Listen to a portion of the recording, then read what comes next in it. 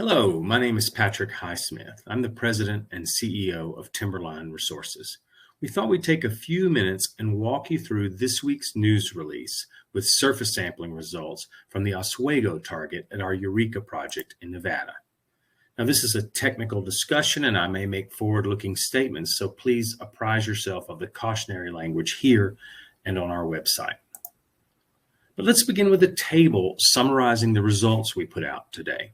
This is from a systematic surface sampling campaign at the Oswego Target, on which we previously reported some historic results and more modern follow-up of those gold results. But this is the first time we've been able to use an excavator and some equipment in there to get really high-quality samples across this very interesting gold occurrence. And the numbers that leap off the page are the channel samples towards the bottom of this table.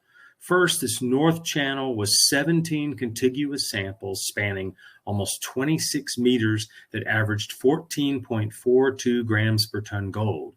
And within that, we had a 7.6 meters strike length of the structure that averaged 23.16 grams per ton. These are excellent gold grades. The rocks are pervasively oxidized, so really encouraging. The south channel was 18 contiguous samples spanning 27.4 meters, averaging just over 12 grams per ton.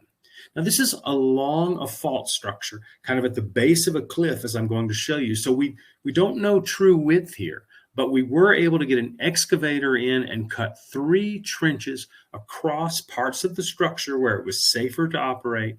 And we see true widths of 8.2 up to 10.7 meters. And those averaged 1.68 up to 3.63 grams per ton gold. There are no cutoff grades applied here, which means if there's any internal waste, we've carried that and averaged it in these grades. Essentially, things were consistently mineralized in this area. Great surface results, and we've already got the drill rig here at this part of Oswego testing this feature in 3 dimensions, which will give us what we really need to know the significance of these results as we drill in and around them. But let's put these results in context by putting them on a map and show you where we're working at Oswego. So this is a map of the Eureka Project, and here you can see in the upper right the whole property position, about 70 square kilometers. And as a refresher, on the west side in this area is the resource area at Lookout Mountain. And we've been doing a lot of work during 2021 inside this yellow oval. That's called the water well zone. The red discs you see there are drill intercepts of greater than 3 and 10 grams per ton. So as you look at this corridor of about 1.5 kilometers across, we have high-grade gold here at the Lookout resource area, some newly announced results at the water well zone with excellent grades there. In the middle, this big IP anomaly we've been talking about and have finally begun to drill test during 2021. And on the other side of the valley here, this major fault system where the Oswego occurrence happens. Now, we've known for some time that there was gold in this area, but most of that work predates the 43101 regulations, and so it can't be relied upon. And this is the first systematic work that anybody's done in that area since the 1980s. And so let's zoom in at the Oswego Target and tell you a little bit more about the significance of these results. So here you see the Oswego showing, and this fault structure here is the key feature. It cuts the El Dorado dolomite on the right and the Secret Canyon Formation on the left or on the west side. That structure continues, as you can see. It's altered as we've hatcheted it there, showing you that it's altered. And you can see the channel sample results here and here that we've been discussing. Significant runs of 12 to 14 grams per ton, as you can see. Now, this is a fault trace itself or an escarpment. So really, this is a cliff or a ridge, as I'll show you in the photos, and makes it very difficult to sample there. But in a few areas, we were able to trench across the structure, as I can show you here. And those are the results we showed you in the table that are narrower and lower grade, but still quite mineralized. Now, historic drilling. It's important to understand this geometry. These holes that we show here actually date back to the 1980s and did not test the fault structure. There's also a few holes out here to the west that we're not certain if those tested at the fault structure. But there are a couple of holes, one here and one here, which were reported to have cut across this fault structure. SS2 yielded a nice run of 3 grams per ton, and SS3 a narrower zone of 3 grams per ton as well. Those results cannot be relied upon. They're old historic data. So in 2021, we've already gotten the drill up on the Oswego Ridge. We've drilled one hole here across the structure. We're drilling another in that area. We're drilling another through this part of the zone. And you see these proposed drill holes going north should allow us more opportunities to test this structure in 3 dimensions. But let me just say one important aspect of this work.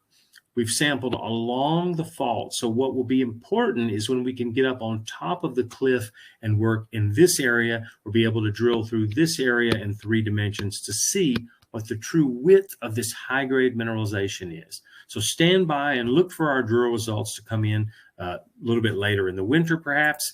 And we look forward to telling you how that turned out, because we're really keen to get back to drilling at Oswego. Now, here's that table of the historic results. Just to put that in context for you, you'll note we put an asterisk on the historic drill holes, which cannot be relied upon. They predate National Instrument 43101. Some of them seem to have good results. Some of them we have no data for, and some apparently did not test the structure. But it's these modern new holes that are being drilled now that should give us the information we need to look at this project in 3 dimensions. And here on the last couple of photos, just again to give you a bit of context for the geometry of this system. On the right is the south channel shown here. And this is one of Timberline's geologists, Mark Osterberg, shown here for scale. And you can see we're talking about really a cliff here that's over 10 meters high, very, very steep, unsafe access there. And so what we did is sampled continuously along the face here. Each time we sampled there, the rocks were highly mineralized, as we've reported. And you can see there was a small historic adit here where there was a little bit of mining in that area as well. So that shows you why we could not go any further to the east up against this cliff. Now, if we look at the north channel here on the other side, again, we see a trace of the fault scarp there, iron oxides, this massive cliff, similar height that we see here on the south end. And you can see the sampling in this area. And here we had better access and we could get an excavator in and cut a trench across the zone, which we did, and reported those north trench results. So you can see you're constrained by this cliff, these unsafe working conditions sometimes, the rocks very hard, very mineralized, and really an encouraging batch of surface sample results from the Oswego Target. So stay tuned to our website and our news flow, because we certainly will have a lot more news coming from the Oswego Target as we push through the end of this drill program in the winter of 2021. Thank you very much.